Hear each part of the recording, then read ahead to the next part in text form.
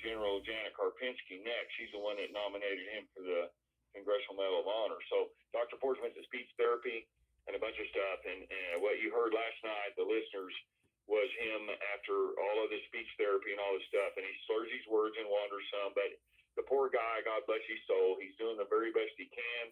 And he's a wealth of information. That's why they were trying to shut him up.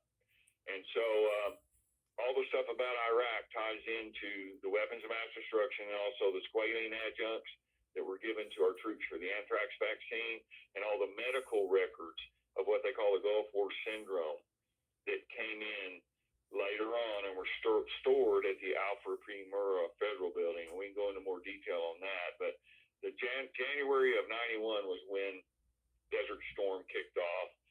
And then later, about 93, right in that couple of years later when all our troops started coming back, Scott, they had a lot of sicknesses. There were 17 different symptoms of what they called the Gulf War syndrome. Dizziness, fatigue, autoimmune problems, everything.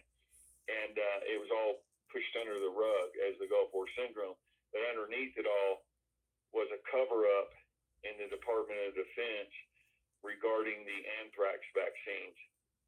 They use experimental adjuncts called squalene, M59 and MF59. It had never been used before, the old adjuncts. And an adjunct is something that stimulates the immune system in the body to make a vaccine seed adhesion in the body better. And so they used an experimental thing. They waived testing by executive order, and they basically used our troops as guinea pigs, and a lot of them got sick, Scott. And it later on turned into what they call the Gulf War syndrome. And the second